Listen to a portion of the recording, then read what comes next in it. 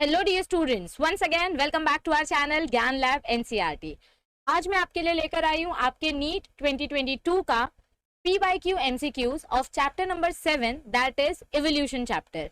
ये चैप्टर का एमसीक्यू हम क्यों सॉल्व कर रहे हैं? क्योंकि इसी चैप्टर का एमसीक्यू हमने अपने महाराष्ट्र बोर्ड वाली चैनल पर किया है। तो आप MHT CET और अपने नीट के एमसीक्यूज अगर एक साथ सॉल्व करेंगे तो इससे आपके दोनों की प्रिपरेशन हो जाएगी और आपके दोनों के कॉन्सेप्ट्स क्लियर हो जाएंगे। तो मेरी बस आपसे एक ही रिक्वेस्ट है कि जब आप ये सेशन सॉल्व कर रहे हैं तो सेशन को सॉल्व करने से पहले एक बार आप अपना टेक्स्ट बुक प्लीज रीड कर लो। क्या होगा उससे मैम? एक बार टेक्स्ट बुक रीड करने से आपको काफी सारे क्वेश्चंस फिर से याद आ जाएंगे। जिन जिन टॉपिक्स के एग्जाम्पल्स याद रखना इंपॉर्टेंट है वो आप एक बार फिर से रिवाइज कर लोगे और फिर उसके बाद जब आप ये एमसीक्यू सेशन सॉल्व करोगे तो आपके अंदर एक अलग ही कॉन्फिडेंस बूस्ट होगा।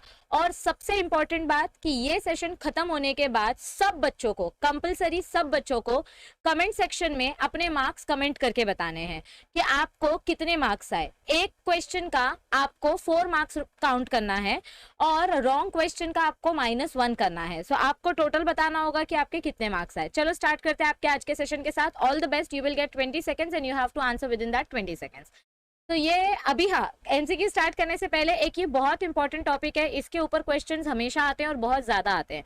तो होमोलोगस स्ट्रक्चर और एनालोगस स्ट्रक्चर क्या होता है उसके बारे में एक बार देख लेते हैं। होमोलोगस, होमो मतलब सेम, यानी कि कोई ऐसा स्ट्रक्चर जिसका कोई ऐसा ऑर्गन जिसका स्ट्रक्चर सेम होगा, it will have similar anatomy. और एनालोगस स्ट्रक्चर में क्या होता है? स्ट्रक्चर सेम नहीं होता है बट फंक्शन सेम होता है। होमोलोगस स्ट्रक्चर में स्ट्रक्चर सेम होता है बट फंक्शन अलग होता है। अभी जैसे कि यहाँ पे आपको एग्जांपल्स दिए गए हैं, अभी इधर देखो क्या बोला गया है। होमोलोगस स्ट्रक्चर हमको एंसेस्टर से पास ऑन होकर मिलता है। एनालोगस स्ट्रक्चर एंसेस्टर से पास ऑन नहीं होता है, ये अडेप्टेशन की वजह से डेवलप होता है।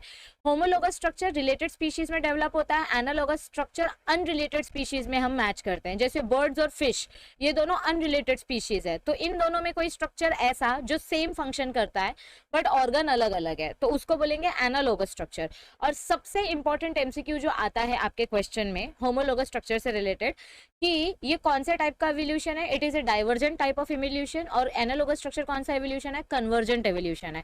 तो प्लीज ये नाम याद रखो, होमोलोगस स्ट्रक्चर डाइवर्जेंट एवोल्यूशन है, एनालोगस स्ट्रक्चर कन्वर्जेंट एवोल्यूशन है। और होमोलोगस स्ट्रक्चर कैसे डेवलप हुआ है? As a result of adaptation of the different environment. और एनालोगस स्ट्रक्चर सेम एनवायरनमेंट को लेकर अडेप्ट किया गया है। एग्जांपल्स आपको याद रखने, this paragraph, this particular section is also important. जैसे कि ह्यूमंस का हाथ और किसी डॉग का लेग, ये दोनों के स्ट्रक्चर आपको सेम दिखाई देंगे बट फंक्शंस अलग अलग हो सकते हैं। ह्यूमंस के हाथ का फंक्शन अलग होता है, डॉग्स के लेग का फंक्शन अलग होता है।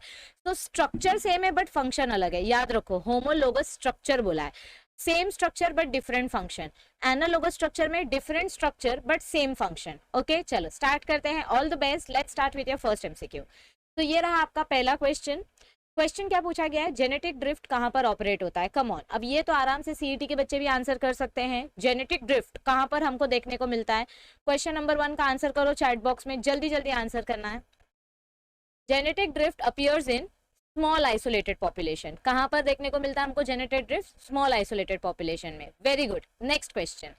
हार्डी वेनबर्ग इक्वेशन, देखो हार्डी वेनबर्ग का जो प्रिंसिपल है उसके लिए हमारे पास दो फॉर्मूलाज है, एक p² + 2pq + q² = 1। अब इसमें p और q की वैल्यू क्या है? p यानी कि डोमिनेंट अलील, q यानी कि रिसेसिव अलील और p और q यानी कि heterozygous Aleel.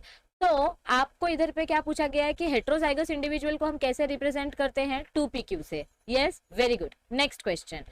The chronological order of human evolution from early to the recent is. सबसे अर्ली लिविंग ऑर्गेनिज्म से लेकर यानी ह्यूमन इवोल्यूशन से लेकर अब तक का ह्यूमन इवोल्यूशन का आपको सीक्वेंस याद रखना है। तो आप कैसे याद रख सकते हो? एक सिंपल सा हमने शॉर्ट फॉर्म पढ़ा था सीईटी के लेक्चर में, ड्राहेंस, यानी dryopithecus, ramapithecus, australopithecus, homo erectus, homo habilis, Neanderthal, ऐसे। सो इसका आंसर क्या आएगा? Ramapithecus, australopithecus, homo habilis and homo erectus. So option number B is the right answer. Next question, ये देखो यहाँ पे आप देख सकते हो। चलो नेक्स्ट क्वेश्चन। अरे टाइम पहले ही दिख गया। So which of the following is the correct sequence? ठीक है कोई बात नहीं, अभी ऑप्शन पहले ही दिख गया, मैं आपको फिर भी एक्सप्लेन कर देती हूँ। देखो ओरिजिन एंड इवोल्यूशन की जब हम बात करते हैं तो कोई भी ऑर्गेनिज्म सिंगल ऑर्गेनिज्म से मल्टीपल ऑर्गेनिज्म बनता है। तो पहले मोनोमर आता है, फिर पॉलीमर आता है, फिर उसके प्रोटोबायोन्स आते हैं और लास्ट में उसका डीएनए सिस्टम आता है। So option number C is the right answer. Next question पे जाते हैं। Which of the following structure is homologous to the wing of a bird? अब इधर पे आपको क्या पूछा गया है? होमोलोगस स्ट्रक्चर पूछा गया है, यानी कि same structure but different function. तो बर्ड्स के विंग के साथ सेम स्ट्रक्चर कौन सा देखने को मिल रहा है हमको?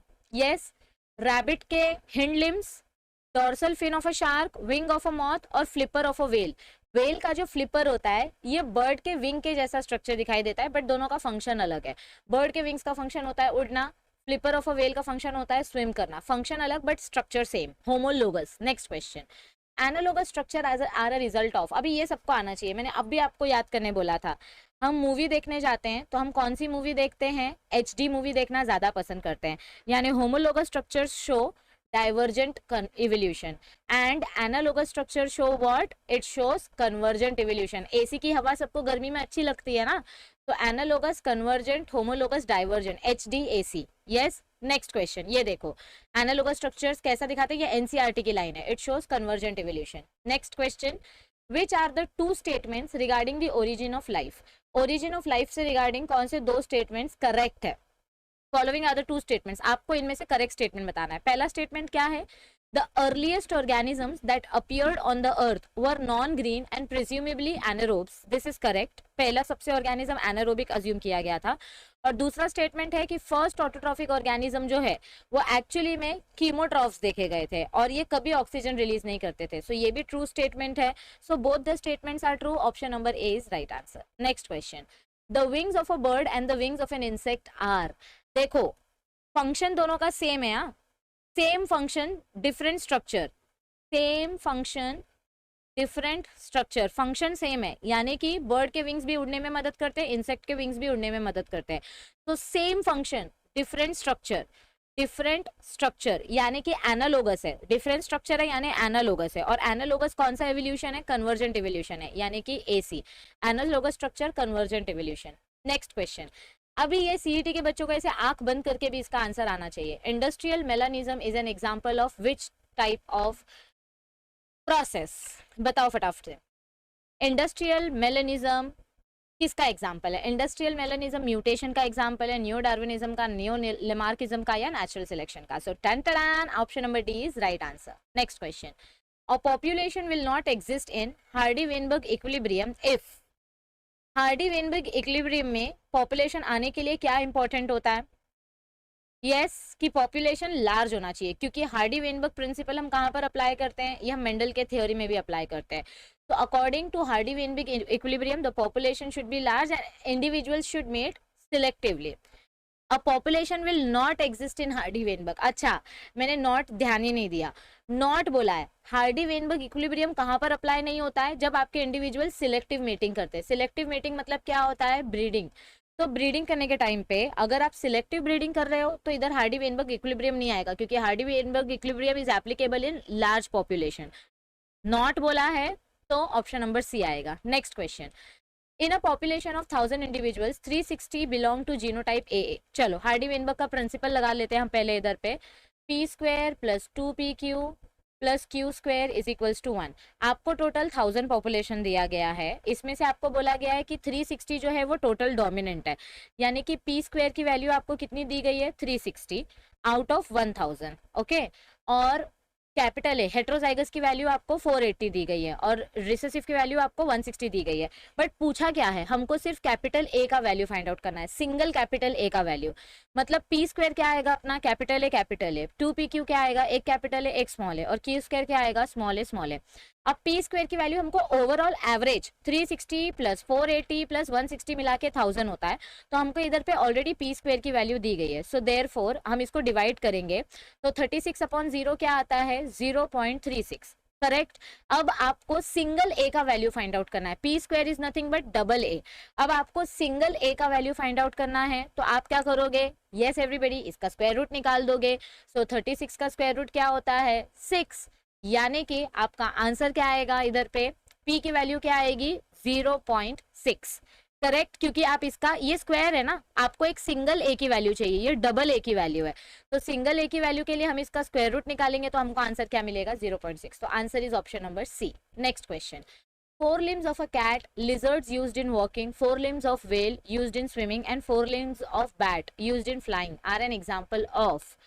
अब यहाँ पे सारे के सारे जो ऑर्गन्स हैं सबका फंक्शन अलग अलग है, बैट्स उड़ने के लिए यूज कर रहे हैं, कैट चलने के लिए यूज कर रही है, तो ये किसका एग्जाम्पल आएगा, it is an example of homologous organ, क्योंकि ये सारे क्या है 4 लिम्ब है, सेम स्ट्रक्चर डिफरेंट फंक्शन, देखो same structure different function is equals to HD and same function different structure is equal to AC। yes, next question, according to Darwin the organic evolution is due to, Darwin के according organic evolution क्या है, is it competition within closely related species or is it reduced feeding efficiency in one species, is it intraspecific competition या interspecific competition। organic evolution क्या है बच्चों, organic यानी कि natural evolution, तो what it is intra specific competition, एक ही habitat में एक ही नीश में जब सेम स्पीशीज आपस में फाइट करते हैं तो उसको हम बोलते हैं इंट्रा स्पेसिफिक कंपटीशन, और उसके वजह से एवोल्यूशन होता है, यानी सर्वाइवल ऑफ द फिटेस्ट का कॉन्सेप्ट आता है। Next question, the tendency of population to remain in genetic equilibrium may be disturbed by, अगर कोई पॉपुलेशन जेनेटिक इक्विलिब्रियम में है और आपको ये इक्विलिब्रियम डिस्टर्ब करना है तो आप इसको कैसे डिस्टर्ब कर सकते हो, it can be disturbed by how, by mutation, like by lack of mutation, lack of random mating और lack of migration, by lack of random mating, क्योंकि random mating से क्या होता है, population large मिलता है, वेरिएशन मिलता है, और उसी से तो हमको जेनेटिक इक्विलिब्रियम मिलता है, लेकिन अगर हम रैंडम मेटिंग नहीं करेंगे तो पॉपुलेशन का बैलेंस डिस्टर्ब हो जाएगा। Next question, variation in gene frequencies with in populations can occur by chance rather than by natural selection, this is referred to as, देखो एक ही वर्ड इधर पे पूछा है, आपके जीन फ्रीक्वेंसी में वेरिएशन हो रहा है बाय चांस यानी नेचुरली, गलती से अचानक से हो रहा है, तो ये अचानक वाला फिनोमिनन किधर आता है, it comes in genetic drift. Excellent, चलो 4 मार्क्स आपके पक्के हो गए। Next question, the eye of octopus and eye of cat show different patterns of structure yet they perform similar function, अब भी मैंने बोला डिफरेंट स्ट्रक्चर सेम फंक्शन, क्या आएगा AC, यानी कि analogous structure with convergent evolution, तो अब इतना मैंने बता दिया है, अब फंक्शन बताओ, आंसर बताओ क्या आएगा इसका answer, option number A, analogous structure with convergent evolution. Next question, random unidirectional change, random change in allele frequency that occurs by chance in small population, अरे बाप रे इतनी सारी हिंट मिल गई है, बाय चांस हो रहा है, रैंडम हो रहा है, और क्या हो रहा है, स्मॉल पॉपुलेशन में हो रहा है, तो क्या हो रहा है इधर पे, माइग्रेशन, नेचुरल सिलेक्शन, म्यूटेशन या genetic drift, answer is C. Next question, genetic variation in a population arises due to, आपको वेरिएशन कब देखने को मिलता है, रिकॉम्बिनेशन की वजह से मिलता है, करेक्ट, म्यूटेशन की वजह से मिलता है, correct, reproduction, isolation and selection, okay, reproductive isolation की वजह से भी हमको वेरिएशन मिल सकता है, नहीं, रिप्रोडक्टिव आइसोलेशन की वजह से हाँ वेरिएशन मिलेगा, बट सिलेक्शन की वजह से वेरिएशन नहीं मिलेगा, इसकी वजह से सेम स्पीशीज मिलती हैं। सिर्फ म्यूटेशंस नहीं, म्यूटेशन के साथ साथ रिकॉम्बिनेशन भी आएगा, so option number B is the right answer, mutation and recombination की वजह से वेरिएशन मिलता है। Next question, dinosaurs dominated the world in which of the following geological era, अब ये अगर आपने थियोरी पढ़ी है तो ही आपको इसका आंसर आएगा, चलो बताओ फटाफट से इसका आंसर क्या आएगा, डायनासोर्स ने कौन से एरा में वर्ल्ड पे डोमिनेशन दिखाया था, फिनोजोइक, जुरासिक, मेसोजोइक, डेविनोनियन, यस आंसर क्या आएगा, जुरासिक पार्क मूवी देखी है ना। चलो फिर इसी बात पे नेक्स्ट क्वेश्चन करते हैं, what was the most significant trend in evolution of modern man from his ancestors, सबसे इंपॉर्टेंट फीचर क्या देखने को मिला हमको, मतलब हम बोलते हैं ना कि हम बंदरों से इवॉल्व हुए हैं, सो एप्स और ह्यूमंस में सबसे इंपॉर्टेंट फीचर क्या था, जॉ, विजन, क्रेनियल कैपेसिटी या पोस्चर, क्रेनियल कैपेसिटी यानी कि इंटेलिजेंस लेवल बढ़ा। Next question, the extinct human who lived 1 lakh to 40,000 years ago in Europe, Asia and parts of Africa with short stature, heavy eyebrows, retreating foreheads, large jaw with heavy teeth, stocky bodies, a lumbering gait and stooped posture was, इतने सारे characteristics दिए हैं। ये तो CET वाले students का भी जो लास्ट वाला आपको टेबल दिया था उसमें आपको दिया गया है। आपको क्या देखना है, ये ईयर्स देखना है। तो कौन से human 1 lakh to 40,000 years ago survive करते थे? It were Neanderthal man. यकीन नहीं हो रहा? ये देखो मैं आपको इसका आंसर दिखाती हूँ। 1 लाख to 40,000 ईयर्स अगो कौन एग्जिस्ट करता था? Neanderthal man. और ये है उनके characteristics. Next question, the idea of mutations was put forth by. चलो अब ये एनसीईआरटी के स्टूडेंट्स को आना चाहिए। अगर आपने नीट के लिए पढ़ाई की है तो आपको ये आना चाहिए। म्यूटेशन थ्योरी किसने दी थी? बताओ फटाफट से। यस, एक हिंट देती हूँ, जिसने मेंडल का वर्क रीडिस्कवर किया था। तो मेंडल का वर्क जिसने रीडिस्कवर किया उसने म्यूटेशन थ्योरी दी और आंसर आएगा Hugo de Vries. Very good. Next question, Darwin's finches are a good example of. ये देखो 2 बार आया है ये क्वेश्चन। डार्विन्स के फिंचेस किसका एग्जांपल है? कन्वर्जेंट इवोल्यूशन का, अडेप्टिव रेडिएशन का, और is it a connecting link, और is it an example of industrial melanism? Melanism तो आएगा नहीं क्योंकि ये इंसेक्ट का पार्ट है। इन तीनों में से क्या आएगा answer? Come on NEET students, answer is adaptive radiation. Radiation मतलब अडेप्टेशन के वजह से डार्विन्स फिंचेस हमको पता चले थे। Next question, the most apparent change during the evolutionary history of homo sapiens is traced in. सबसे इंपॉर्टेंट चेंज कौन सा था ह्यूमन इवोल्यूशन में? बॉडी हेयर लूज करना, वॉकिंग अपराइट यानी स्ट्रेट चलना, जॉ छोटे हो जाना, या ब्रेन साइज इंक्रीज होना? अब भी किया हमने ये क्वेश्चन, सेम क्वेश्चन है बस लैंग्वेज बदल दी है। आंसर क्या आएगा? Option D. नेक्स्ट क्वेश्चन, पेरीपैटस एक टाइप का इंसेक्ट एक टाइप का वर्म होता है। It is a connecting link between which phylum? Peripatus कौन से एनिमल फाइलम का कनेक्टिंग लिंक है? ये मॉल्यूस्का और एकाइनोडर्माटा का कनेक्टिंग लिंक है, एनालिडा आर्थ्रोपोडा का कनेक्टिंग लिंक है, सिलेंट्रेटा पोरिफेरा या टीनोफोरा प्लैटीहेलमिंथस? किसका कनेक्टिंग लिंक है ये? यस, आंसर आएगा एनालिडा एंड आर्थ्रोपोडा, क्योंकि ये वर्म है। मैंने आपको हिंट पहले ही दे दिया था, ये एक टाइप का वर्म है और वर्म हमको सिर्फ एनालिडा में देखने को मिलते हैं। और आर्थ्रोपोडा जॉइंटेड अपेंडेजेस है, ये हमारा लार्जेस्ट एनिमल फाइलम है। सो इसके बीच का कनेक्टिंग लिंक है पेरीपैटस। ओके चलो, आपका फर्स्ट सेशन होता है यहीं पे खत्म। जल्दी जल्दी सब लोग अपने मार्क्स कमेंट सेक्शन में कमेंट करके बताओ। टोटल आई थिंक 21, 26, 24 क्वेश्चंस थे।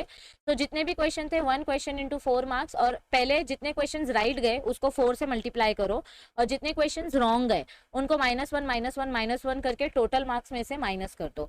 तो फटाफट से सब लोग अपने मार्क्स कमेंट सेक्शन में कमेंट करके बताओ। आपके लिए हमने अमेजिंग चैनल बनाई है लाइव बफरिंग, जहाँ पे आपका एंटरटेनमेंट चालू रहता है। सो जल्दी जल्दी हमारे लाइव बफरिंग चैनल को सब्सक्राइब करें, और इस चैनल पे न्यू हो तो चैनल को जरूर सब्सक्राइब करें, वीडियो को शेयर करें, और वीडियो अच्छी लगे तो अपने फ्रेंड्स के साथ इसको शेयर भी करें और लाइक भी करें, क्योंकि ऐसे ही आपको अमेजिंग नीट के एमसीक्यू प्रैक्टिस होती रहेगी। आपके नीट एग्जाम तक आपका सारा चैप्टर कवर हो जाएगा। So all the best for upcoming video.